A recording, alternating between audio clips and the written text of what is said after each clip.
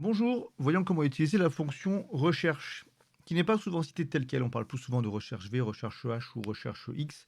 Il y aura d'autres vidéos consacrées à ces fonctions-là qui sont plus complètes, souvent plus utiles, mais là on peut voir celle-ci qui peut être une bonne introduction au sujet et qui dans certains cas est suffisante.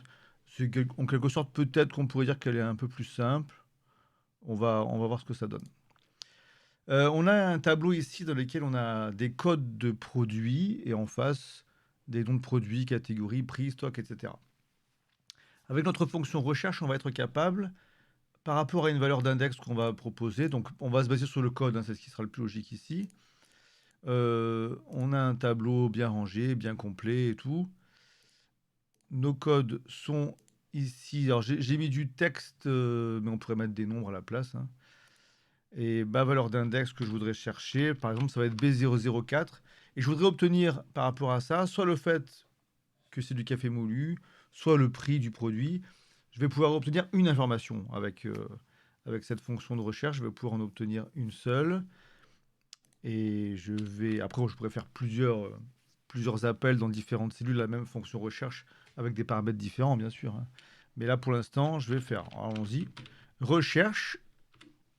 Donc là, je travaille sur Excel 2019, mais si vous travaillez sur des versions plus récentes ou plus anciennes, hein, vous aurez quand même accès à ça. Ce qui change surtout, c'est qu'il faut des versions vraiment récentes d'Excel pour avoir recherche X, mais on ne parle pas de celle-ci aujourd'hui.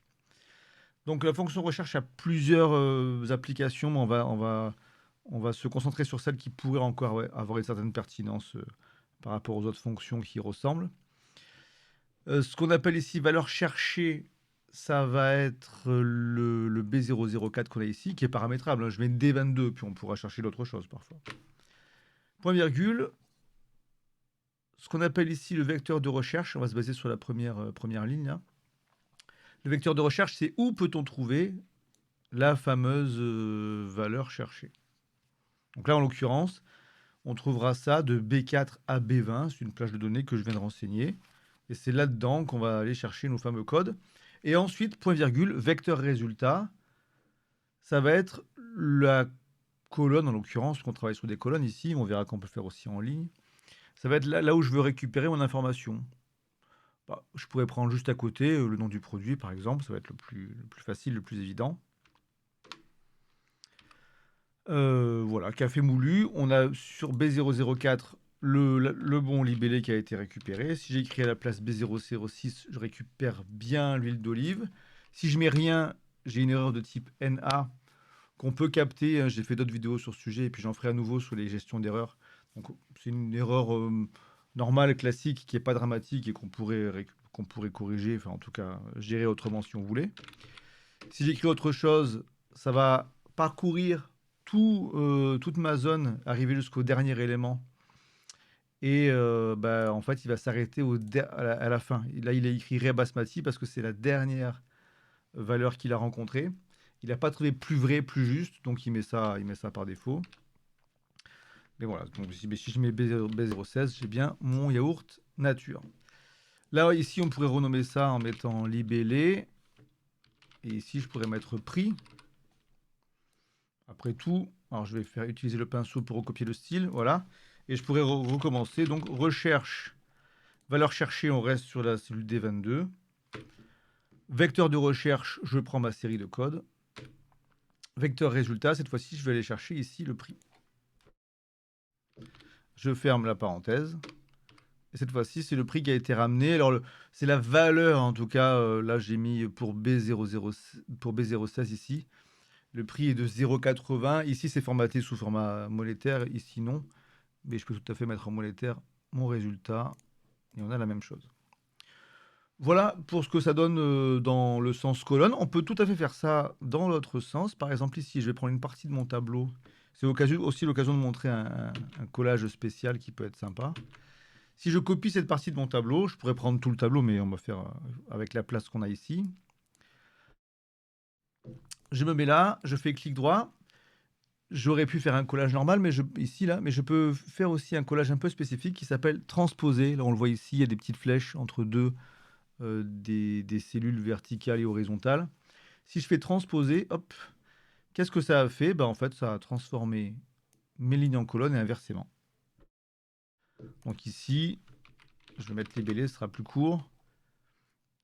On a une colonne avec le code B001 qui correspond à l'eau minérale, une autre en B004, on a le café moulu, etc. Et en fait, je peux faire la même chose.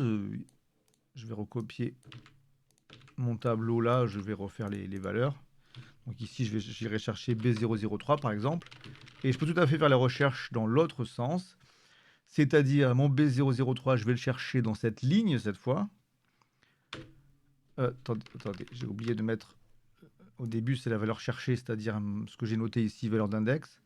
Point virgule, vecteur de recherche, c'est maintenant la ligne en question, c'est-à-dire de K12, non, de J5 à N5, voilà. Et ensuite, on a le vecteur résultat qui va tout naturellement être celui qui est juste en dessous. Bien sûr, j'aurais pu faire plusieurs lignes, et comme j'ai fait tout à l'heure, hein, le prix il était un peu espacé, et j'avais sauté la colonne catégorie. Enfin, il n'y a pas de souci là-dessus, hein. Tant qu'on a une colonne en regard avec une autre colonne ou une ligne en regard avec une autre ligne, la fonction recherche peut se débrouiller. Donc là, il m'indique bien que c'est le pain complet. Si je change pour B002, il change en jus d'orange. Et si je fais recherche de mon K12, toujours... oui, sauf que du coup, j'ai pas mis le prix. Ben, je peux le mettre... si je retranspose ici, il y en a combien? 1, 2, 3, 4, 5.